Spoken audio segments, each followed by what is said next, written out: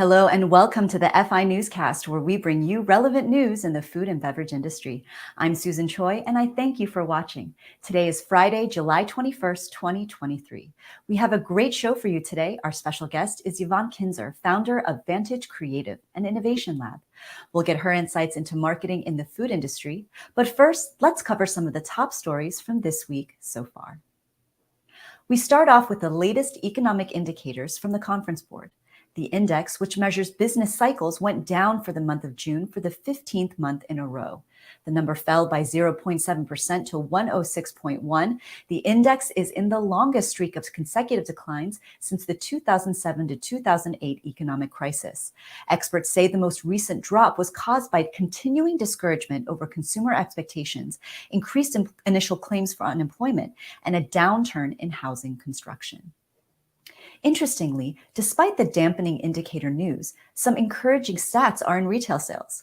The Census Bureau released numbers for the month of June, with a 0.2% rise in spending from the previous month. While it misses Wall Street's estimates of 0.5%, experts say it still shows signs of a strengthening U.S. economy. It's not a bad report, especially when you consider the most recent consumer price index, which rose at its slowest pace in 2 years. And one tangible example of consumers wanting to spend more is with Amazon Prime Day sales results. The company reports that total online sales totaled $12.7 billion, a 6% year-over-year increase. Sales for the first day alone topped out at $6.4 billion. Over in agriculture, some updates in the 𝗙𝗏𝗆 bankruptcy case.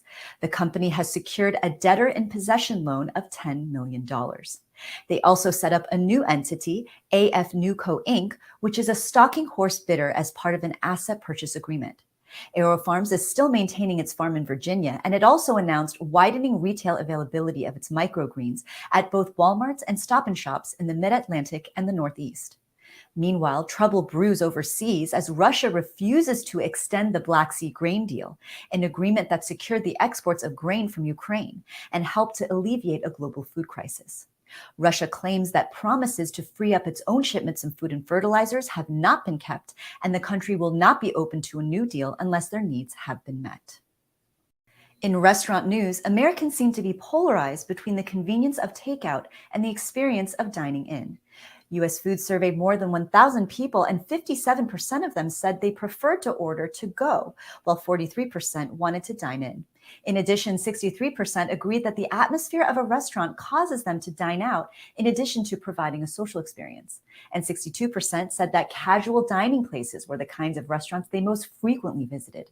Among the fastest growing chains in 2022 were 𝗙𝗏𝗆, Main Event, and Dave & Buster's. U.S. Food's VP of Culinary and Restaurant Operations Consultants, David Eschler, says, quote, "As diner habits and priorities continue to evolve, restaurant operators must continue to optimize their menu, marketing, and technology solutions to stay profitable."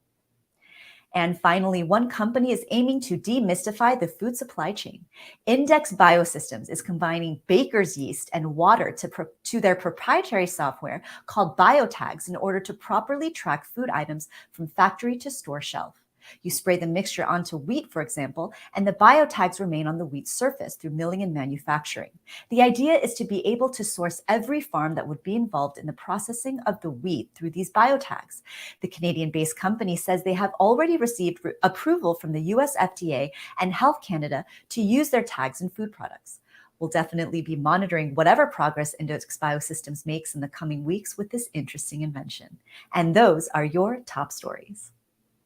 We're going to turn now to our special guest. She is, in FI's humble opinion, one of the most knowledgeable experts in marketing. She's the founder of Vantage Creative, an innovation lab, and she has more than 20 years of experience in a variety of industries, from fashion to transportation to CPG to travel. She specializes in growth-driven marketing innovation. She has received the Lifetime Achievement Award from the American Marketing Association and was named one of the 100 most influential Latinas in the U.S. for 2 years in a row. And full disclosure, she contributes to the Food Institute as an innovation advisor. She is just that good at what she does. Her name is Ivonne Kinser. Ivonne, welcome to the show. Thanks for joining us. Hi, Susan. It's great to be here. Thank you for inviting me. The pleasure is ours. All right. You possess a wealth of knowledge. We want to hear some of that. So let's get into it. Okay, marketing. Ivonne, that is your specialty. Tell us first off, what, in your opinion, is the biggest mistake that businesses tend to make when it comes to marketing, and what can business owners do to avoid that mistake? I think that the mistakes that we see today more often come from too much adherence to the way we used to do marketing in the past. And I think that is marketers sometimes tend to stay too inflexible with their strategies as we did in the past, and it worked great. But if you think about it today, the evolution of marketing technology, which is what allows to communicate to our consumers in multiple ways, but also the consumers' habits and the way they consume content and they interact with brands, and the consumption habits of the products that those brands represents changes very, very quickly. So today is imperative that brands just acquire that flexibility to be able to pivot when needed, when new technology comes and change the way we communicate with consumers, when they demand different ways to be talked to, and when their consumption habits really change and evolve. I think that with the internet, and especially social media, the cultural evolution becomes a lot faster, and cultures, and we're talking about cultures, microcultures influence each other, and that's what is driving that rapid change. So brands and businesses need to be ready to react with strategies that are flexible and adaptable without losing the core of those strategies, but still having certain flexibility to be able to pivot when needed and remain relevant.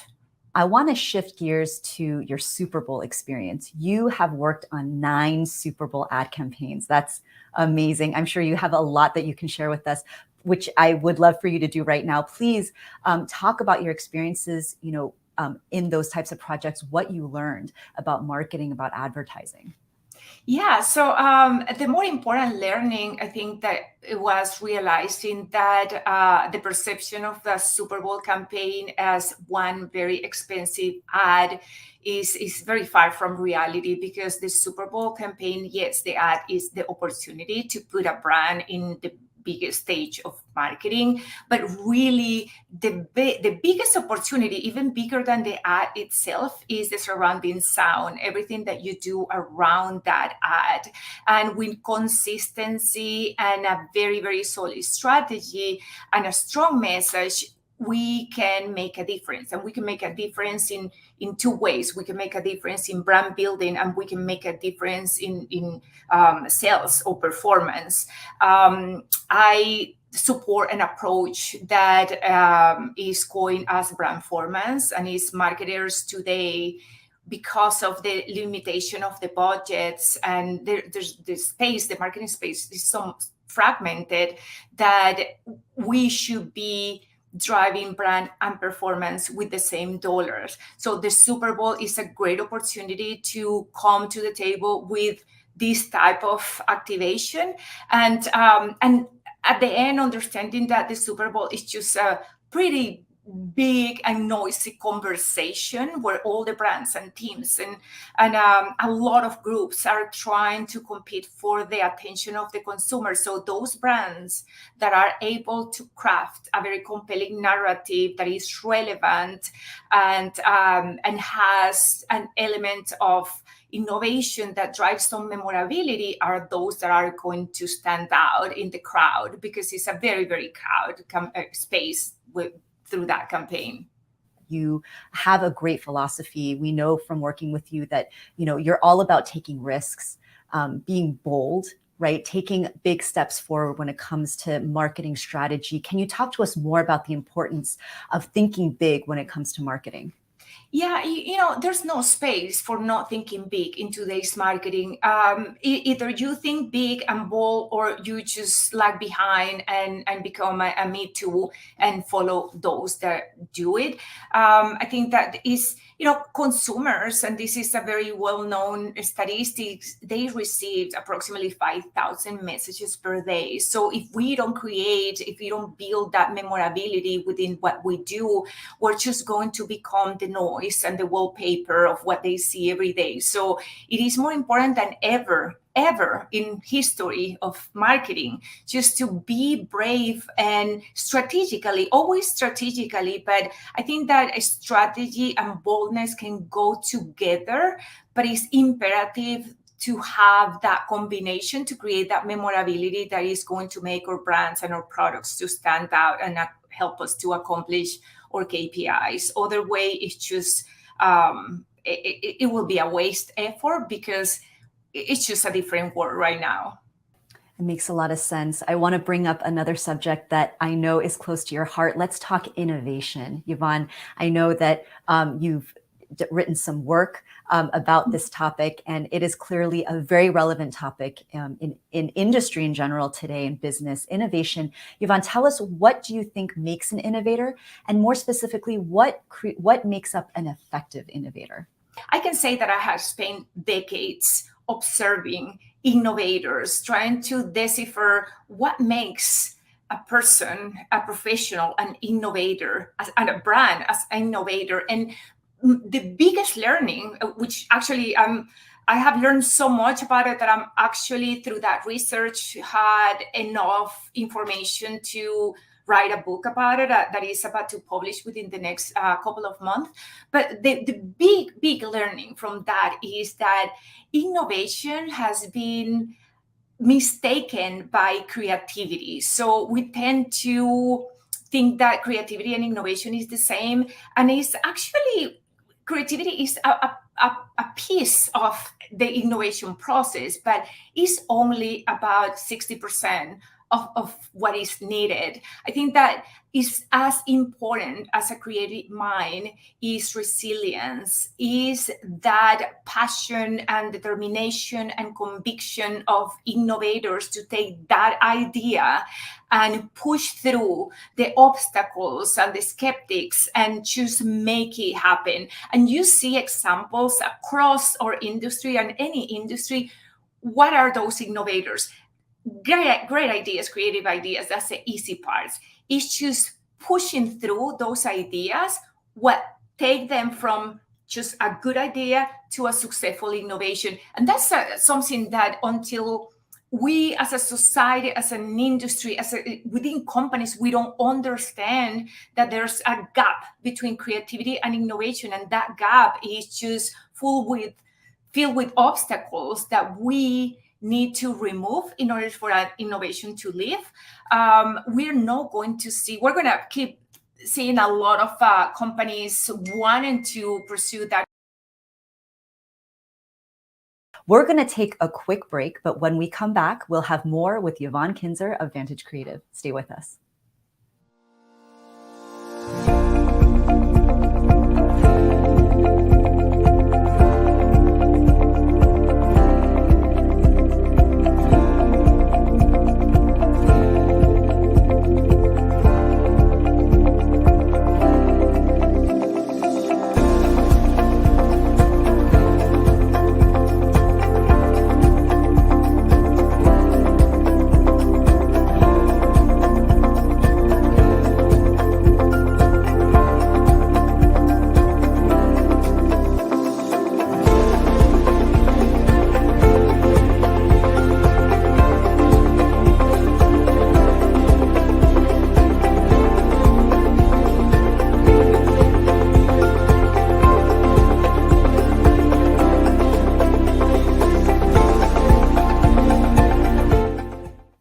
All right, we are back with Ivonne Kinser of Vantage Creative. Ivonne, thanks again for joining us. Let's talk about AI. That is a subject that is not going away and is gaining traction even just by the second, it feels like, across industries. I know that you were recently at the Cannes Film Festival, and you were also at a digital food and beverage event where you were telling me in previous conversations you saw an overwhelming presence of AI.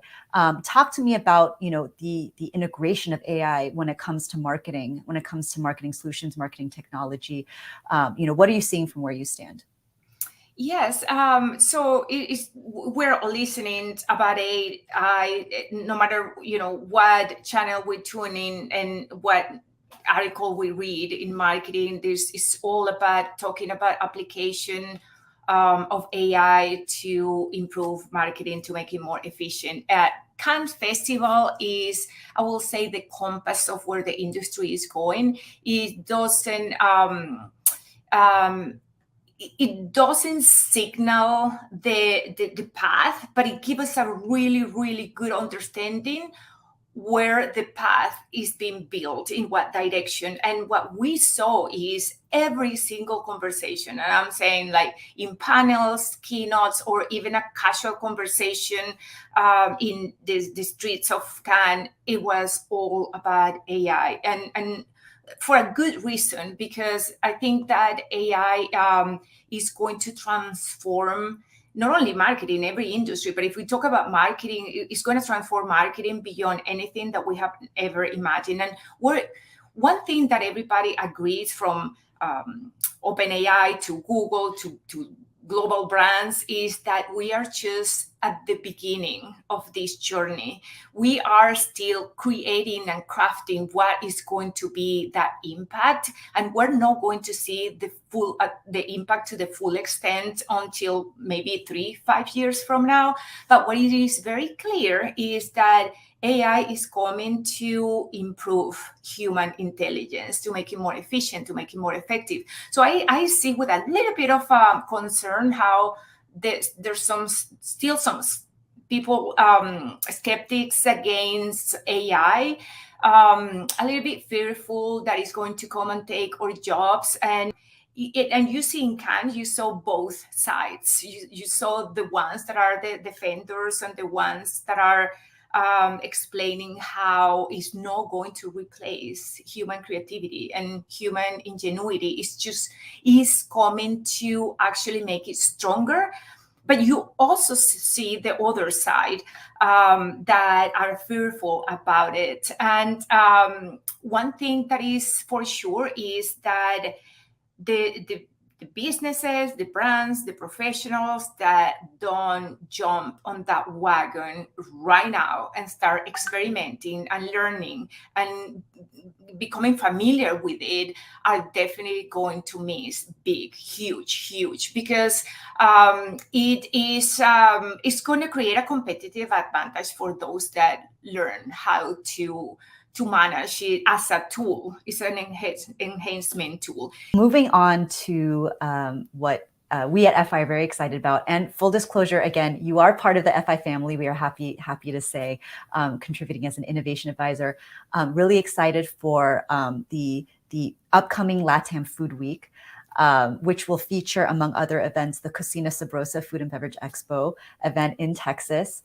Wanted to get your your take, Ivonne, on what your role is going to be. Tell us, what are you going to be covering? Give us the scoop from your end, Ivonne. Yes.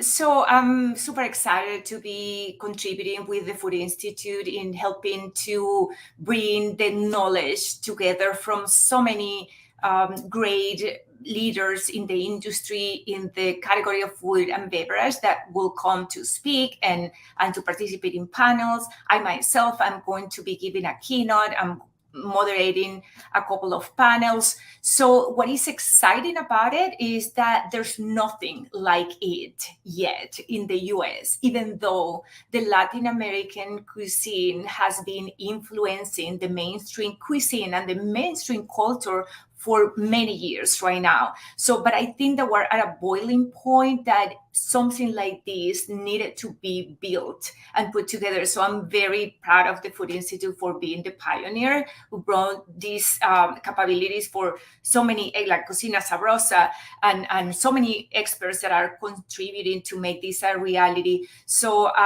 what we want to do is just to bring together the stakeholders and the leaders that are in different sides of the industry, whether they are in the retail space or the food service or the food brands that are contributing to that cultural shift that we see in the food and beverage. We see it in the food is clearly the condiments, the flavors, all those are permeated into the mainstream culture, but also beverage. We have seen how the tequila sales, for example, is skyrocketing. And so Americans are now toasting with tequila, margaritas and mojitos and caipirinhas. So it's just a very exciting moment to bring an event, to put an event like this together.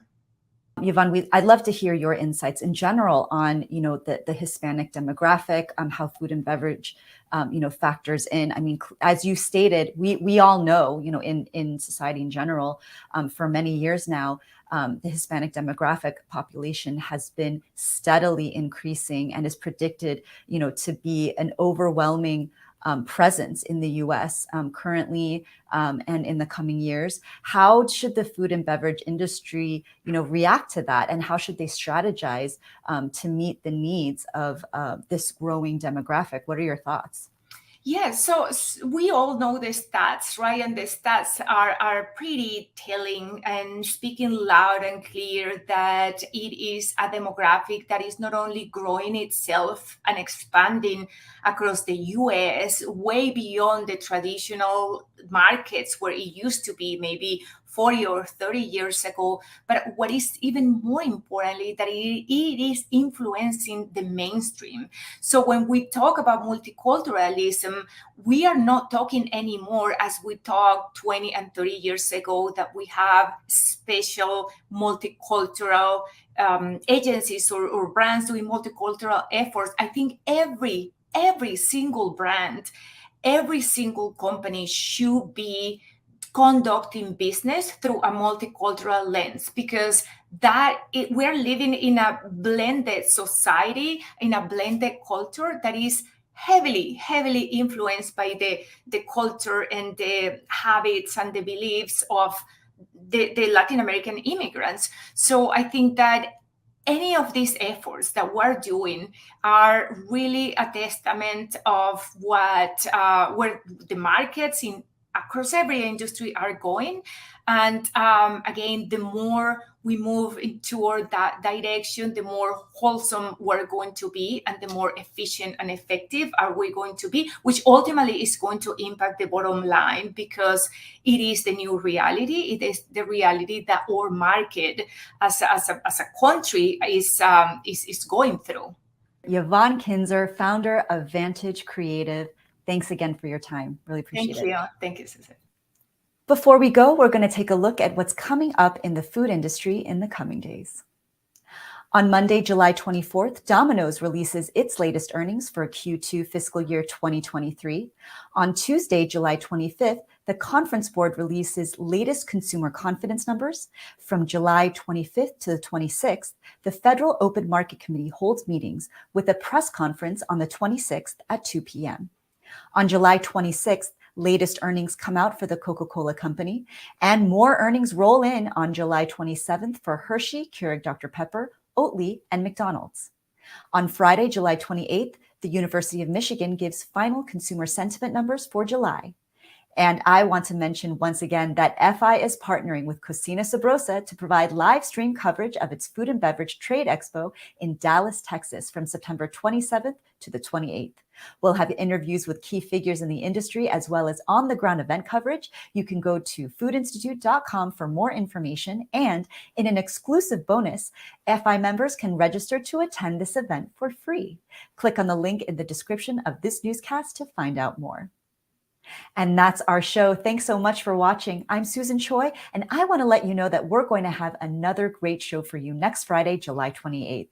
Our guest will be Hunter Thurman, president of 𝗙𝗵𝗆. It's going to be a great conversation. I also want to remind you to show us some love on social media. Like, comment, share, and subscribe to our channels. The support really makes a difference for us. Thanks again for watching. Have a great weekend and take care.